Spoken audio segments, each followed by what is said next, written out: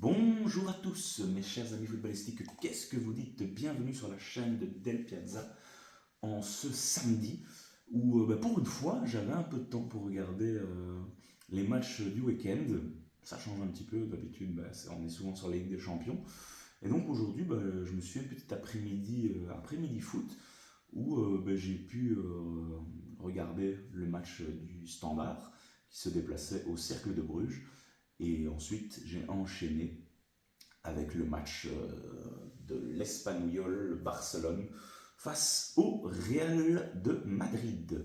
Donc voilà, je vais faire un petit débrief de ces deux matchs-là et vous dire ce que j'en ai pensé. Alors on n'a pas été gâté en butin hein, sur ces deux matchs-là, on peut se le dire. C'était pas les matchs les plus spectaculaires malgré tout. Mais pour commencer avec le premier, le standard, j'avais envie quand même de parler du standard depuis un petit temps, parce que voilà, on sait que le standard est en difficulté depuis quelques années maintenant, où malheureusement, voilà, il n'y a plus rien qui va, et que ce soit à tous les niveaux. Et cette année, l'ambition du standard, c'était clairement de se sauver et d'éviter une saison comme l'année dernière, qui était très compliquée, où ils étaient quasiment dans les playdowns en fin de championnat. Et depuis que Ivan Leko était arrivé, enfin l'année passée c'était une catastrophe. Ivan Leko, on voyait qu'il en avait déjà marre, et donc ça laissait pas présager quand même beaucoup de positifs pour cette année. Et bien que du contraire, le Standard finalement arrive certes à prendre des points, pas avec beaucoup de spectacle, mais avec un engagement, une volonté et un fighting spirit qui bat toute épreuve. Enfin, cette équipe-là, elle est courageuse, et il faut lui laisser. Euh, Ils sont maintenant à, quasiment dans les playoffs 1. Après, avec ce partage qu'ils ont fait aujourd'hui au cercle, il faudra voir le résultat de Gand demain. Mais qui aurait pu penser de voir cette équipe-là du Standard frapper à la porte des playoffs? C'est tout simplement incroyable. Et avec une équipe composée quand même de pas mal de Belges. Hein. Quand vous voyez cette défense-là avec Haute-Kit, Dirks, allez, c'est des jeunes qui jouaient au SL16 l'année dernière, qui étaient descendus en D1 amateur cette année d'ailleurs, qu'ils ont affronté ma belle équipe de Mons que je soutiens. Mais, bref, ça c'est pour plus tard. Mais tout ça pour dire que ouais, il y a plein de petits Belges. Alors la petite vedette là pour le moment, c'est un peu le Camara, hein, le joueur qui joue là sur le flanc gauche, belge aussi, hein, je pense, mais qui est très remuant, très très intéressant. Je ne connaissais pas ce joueur, il venait de Enfin si, il avait un petit peu joué à Molenbeek, qu'on avait vu l'année passée, 2-3. C'était clairement un des seuls points positifs sur cette saison, et qui est prêté. Donc voilà, je pense que le Standard devra essayer de lever cette option d'achat. Et puis devant, ils ont cet attaquant Zekiri, qui est le meilleur buteur du Standard avec 8 buts. Et bon, voilà, ça a été un peu compliqué aujourd'hui, on va pas se mentir, pour rentrer dans le match directement. Une première mi-temps que le Standard a quand même, je trouve, plutôt dominé. Le cercle savait pas trop comment se positionner. C'était assez compliqué, le cercle était un peu perdu. Et on avait un Standard qui, avec sa marque de fabrique, avec beaucoup d'engagement, beaucoup de deuxième ballons gagnés, mais malheureusement peu efficace devant le but. C'est ce qui a manqué clairement au Standard, ouvrir la marque dans cette première période. Et voilà, je pense que ça les aurait un petit peu soulagés, mais ils sont repartis bredouilles à la mi-temps. C'était 0-0 avec un cercle qui n'a jamais réussi à développer son jeu. Très belle équipe du cercle aussi, hein, il faut le dire, qui depuis quelques matchs retrouve aussi un style de jeu avec l'entraîneur autrichien. Ça se passe plutôt pas mal depuis quelques matchs, et eux aussi pourraient prétendre éventuellement à toquer et revenir à la porte des playoffs. Et en deuxième mi-temps, ben voilà, ce qui devait arriver arriva. Le Standard est revenu avec une volonté un peu moins de volonté qu'en première mi-temps, je trouve. Et ça s'est vu. Et puis ben voilà, contre un peu le cours du jeu, ben, le cercle est venu planter le premier but. Et puis plus rien. Le Standard était aux abonnés absents.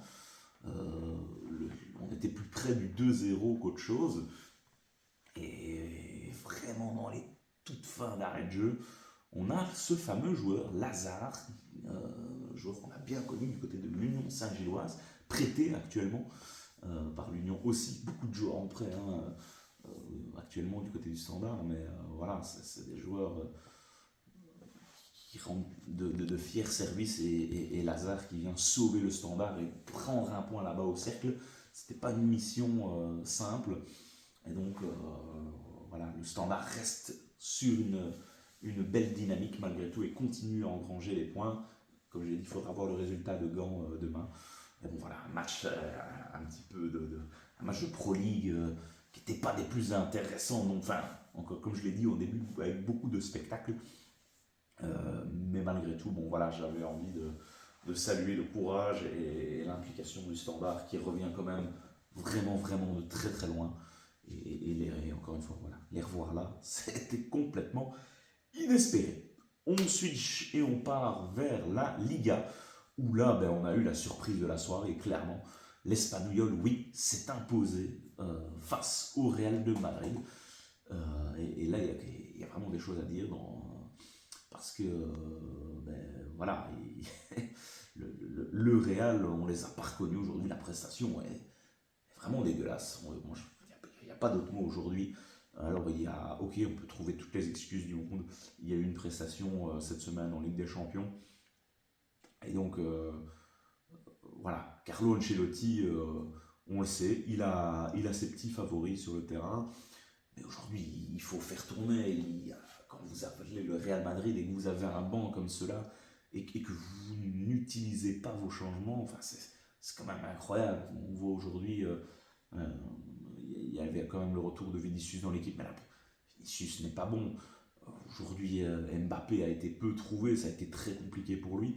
Il y a eu une occasion en fin de match que le gardien de l'Espanyol a sorti, Rodrigo. Alors, aujourd'hui, Bellingham, c'est catastrophique le match de Bellingham, horrible, dégueulasse, j'ai pas d'autre mot. C'est à l'image de Bellingham, franchement, aujourd'hui, c'est très très compliqué. La prestation n'est vraiment pas bonne. Valverde, on l'a connu aussi beaucoup plus impliqué, beaucoup plus décisif. Ça a été compliqué. Et une défense derrière, ben voilà, Rudiger qui se blesse, ça c'est vraiment, vraiment une tuile pour le Real Madrid. On sait que c'est quand même l'élément fort en défense. Et donc on se retrouve là derrière avec un Tchouaméni qui est pas rassurant du tout, du tout, du tout. Et ça s'est encore vu. Il est pas sûr. Et puis ben voilà, le Real a poussé pendant tout le match, a essayé de forcer l'ouverture du score. Et ce scénario-là, j'ai l'impression de l'avoir vu et revu dans plein de matchs depuis que je suis le Real Madrid, maintenant depuis toutes ces années, où le Real tente de forcer, ça ne vient pas, on est devant un bloc bas, l'Espagnol clairement décide de repartir sur des reconversions offensives, et puis ben voilà,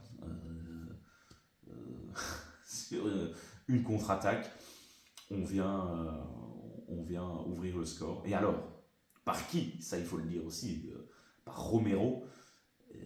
Et alors, pourquoi Romero? Mais ce qui est complètement fou, c'est que Romero, quelques minutes plus tôt, avant qu'il ouvre le score et l'unique but de la rencontre, sur une reconversion, sur une contre-attaque du Real Madrid, où Mbappé partait vraiment pour avoir quelque chose de très intéressant, Romero est venu le tacler par derrière, tacle assassin super dangereux. Honnêtement, ça doit être carte rouge à tous les coups, objectivement. Enfin, vous me direz en commentaire ce que vous en pensez, mais c'est pas possible de pas donner rouge sur ça. Ce tacle assassin, ça n'enlève rien à la prestation du Real Madrid qui était dégueulasse. Mais Mais là, il devait avoir une carte rouge. Je veux dire, c'est complètement dingue que ça n'ait pas été sanctionné uniquement d'un carton jaune. Franchement, j'ai du mal à comprendre la décision arbitrale sur ce coup-là. Franchement, c'est complètement insensé. Et donc, ce joueur qui aurait dû être dehors, c'est lui qui va offrir la victoire au Real Madrid. Donc bon, voilà. Thibaut Courtois ne gardera pas le 0 cette fois-ci. Et cette défaite-là, elle fait tâche. Je pense que quand je regardais les résultats, je pense que l'Atlético a gagné. Ça veut dire que l'Atlético va recoller. Demain, le Barça se déplace à Alaves. Donc, c'est 3 points de perdus dans la course au titre à cette Liga. Voilà, le Real avait un peu de points d'avance, mais ouais, ça fait tâche quand même.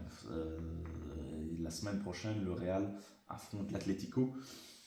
S'ils veulent garder cet objectif de Liga, il va falloir être beaucoup plus incisifs qu'ils l'auront été aujourd'hui. Parce que, je le répète, cette prestation n'est pas digne du grand Real Madrid. Alors, je disais en début, mais pourquoi Carlo Ancelotti n'utilise pas son banc? Vous avez un Hendrick, chaque fois qu'il est rentré, mais il s'est procuré des occasions. C'est intéressant. Quand vous voyez le match de Vinicius aujourd'hui, c'est compliqué.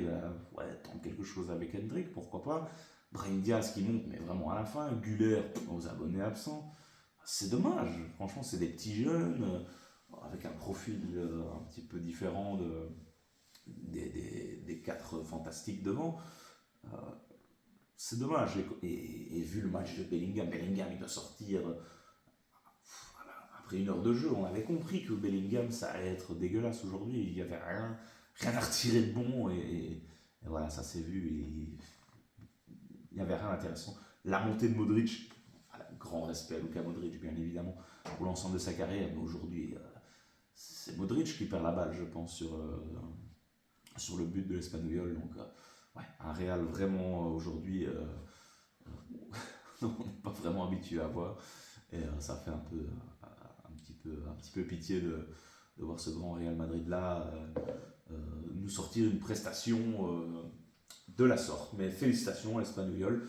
Et je pense que d'ailleurs ils sortent de toute crainte concernant la relégation et que cette victoire là les sauve d'une éventuelle relégation. Donc voilà, bien joué à eux. Ils ont appliqué leur schéma de jeu et ils se sont battus avec leurs armes et ils l'ont bien fait. Voilà, donc c'est un petit peu cette petite journée foot que j'ai pu me faire un samedi. Ça fait un petit peu plaisir. Dites-moi vous, si vous avez suivi ces matchs-là, qu'est-ce que vous avez pensé de cette prestation-là. Et on en débat en commentaire. On se retrouve très vite les amis parce qu'on aura encore pas mal de foot et pas mal de choses qui arriveront sur la chaîne de Del Piazza. Je vous souhaite une bonne soirée et à bientôt les amis. Ciao ciao.